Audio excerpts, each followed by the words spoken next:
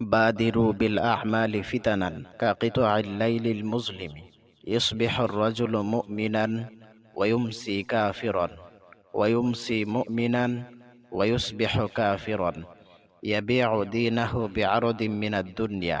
হযরত আবু হুরায়রা রাদিয়াল্লাহু তাআলা আনহু থেকে বর্ণিত, মুসলিম শরীফের বর্ণনা, রাসূলুল্লাহ সাল্লাল্লাহু আলাইহি ওয়াসাল্লাম বলে গিয়েছেন, অন্ধকার রাতের মতো ফিতনা বিপর্যয় আসার আগেই তোমরা নেক আমলের প্রতি দ্রুত অগ্রসর হও, কেননা সে সময় একজন ব্যক্তি সকালে মুমিন থাকবে তো বিকেলে কাফির হয়ে যাবে, আবার বিকালে মুমিন থাকবে তো সকালে কাফির হয়ে যাবে। সে তুচ্ছ দুনিয়ার সামগ্রীর বিনিময়ে তার দিন বিক্রি করে বসবে। মানুষ দিনকে দুনিয়ার বিনিময়ে বিক্রি করে দিবে। আর বর্তমান সময়ে আমরা হুবহুবু ওই হাদিসের বাস্তবতা দেখতে পাচ্ছি। এই গণতান্ত্রিক নির্বাচনে ভোট পাওয়ার আশা কিংবা ভারতকে খুশি রাখা আজ কত নেতার ঈমান হরণের কারণ হয়ে যাচ্ছে।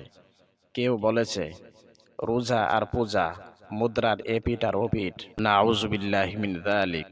কেউ বলছে দেবীর বাণী সবার বাণী, নাউজুবিল্লাহ। কেউ পূজায় যেতে পেরে আল্লাহর শুকরিয়া আদায় করছে, নাউজুবিল্লাহি মিন যালিক। এরকম চূড়ান্ত পর্যায়ের গুমরাহি থেকে আমরা আল্লাহর কাছে আশ্রয় চাই। আলেম হয়ে, উপদেষ্টা হয়েও হিন্দু নারীদের নাচ গান দেখছে। এদের যুক্তিও আছে, এরা বলবে ঈমান কি এত সহজ নাকি, কথায় কথায় চলে যাবে।